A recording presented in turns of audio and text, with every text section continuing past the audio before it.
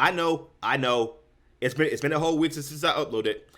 But some of us on this platform had to do other things. All right, this is not a full time gig for me. This is not my main source of income.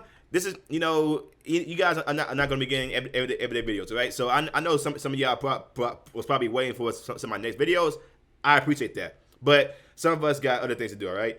But how's everybody doing? Everybody is having like a good day so far. Hopefully you had a good day. You spending some time with your family and all that stuff. But it's a lot of things we got to talk about, man. I know a lot of you guys have probably not been paying attention to the news lately, but how many of you guys remember this whole talking point about how white ring Republican people should be censored? They should not have a platform. People should only listen to the left wing or Democrat media, Democrat point of views. I remember Brian Stelter talk about YouTube should be more consistent with censorship. They should YouTube, Google, Facebook, Twitter. They should be censoring a lot more voices, and people should only be listening to him. And at the end of the day, it's still not helping out his show. His show is still one of the worst shows in freaking CNN. And also, there's rumors going about Joy Reid, Don Lemon, and a whole lot of left wing talking points, spokesman person. Okay, prime example. The news has been so damn biased from the left most of the time that these multi-billion-dollar companies that fund CNN, MSNBC, everybody remembers that Don Lemon lost his primetime show. Chris Cuomo got fired, and the ratings for CNN just keep on plummeting, just keep on falling, sinking down in the toilet. Like these spokesperson need a multi-billion-dollar platform in order to try to get views, and they still cannot do it better than some of us independent guys on here that only needs a camera, a laptop, and most likely a second screen, right, like I got right now. We don't need a multi-million-dollar platform in order to let us do what we gotta do. Yeah, we may be on YouTube or other social media platforms, but it's not like we are getting paid by these big guys. We are not getting $500,000 checks every week or every 2 weeks, just sitting down, only working like 3 hours, and then just completely trying to spread a narrative, trying to spread a talking point to some people that don't know no better, or they're not actually paying attention to what's actually going on. We don't need platforms like that in order to spread a message. But apparently these left wingers do. They need multi-million dollar platforms or some big news networks in order to help them spread a message or spread a narrative, completely paying them off. And some of us independent guys on this platform, from Odyssey to YouTube to Rumble, who call it out, we enjoy what we do.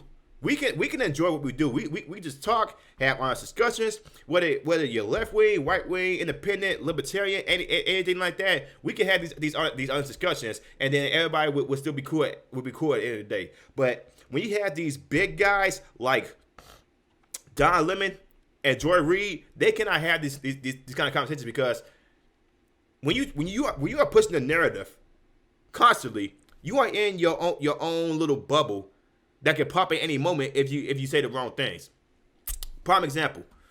Let me guys show you this clip from I'm gonna show you the story from the National Pulse. Reid out. Has unmanageable Joy Reid finally been fired? Reid out. Has unmanageable Joy Reid finally been fired? The racist MSNBC liar might be on her way out. Again, Don Lemon lost his primetime show. Freaking Brian Stelter can barely reach 700,000 or 800,000 viewers on a multi-million-dollar platform like CNN. Chris Cuomo got fired, and I don't know how Al Sharpton is even coming back on MSNBC. These guys are constantly losing, yet they still want to be in their own bubble. And when they claim that white wingers, like the Republican Party, is creating their own safe havens, they are like literally doing what the left wing people want to do. Say, yo, if you don't like the platform, or if you don't like the news, don't watch it. They are creating their own platforms like Getter, Rumble, and some other platforms, and they are still unhappy with it, saying, yo, white wingers should not be having their own platforms, even though they said make your own, which they did. Okay, so let me go ahead and read out the story. This story was from January 6th. Sources at Comcast are suggesting that an unmatchable Joy Reid would lose her 7 p.m. Eastern Time MSNBC show, The Reid Out, this coming spring. The message from the network appears to be that her show is suffering a ratings drop and that she is likely being fired due to repeated incidents of untruthfulness and her unlikable personality. Reid's past behavior include homophobic statements posted to various blogs, which she intentionally lied about writing. After the comments resurfaced, she claimed to be a victim of an elaborate hack. The comments included statements such as, adult gay man tend to be attracted to very young post-prepubescent types, which she's claiming that gay people are attracted to minors. And here's the thing, I met a lot of gay folks. They was not like that at all. Followed by an acknowledgement that she was openly homophobic. She has also accused Muslims of being inherently radical and violent. A comment that would have more right-wing news anchors fired on the spot, which is true. In an interview with Representative Ilhan Omar, yeah, they spelled her name wrong. Reid decided to compare the way that Trump supporters act to the way that Muslims act. She has yet to apologize for her comments to a small yet woke audience, instead claiming that her wording was not exactly the most awful way of asking that question. Yeah, if a right wing guy said that, they would have been fired on the spot. They would have been called xenophobic, all that stuff. More recently, Reid decided to argue that the media surrounding the heartbreaking murder of Gabby Petito was a case of missing white woman syndrome. In order to prove a point, Reid invited non-white nonprofit owners onto a show to discuss missing and murdered indigenous and non-white women.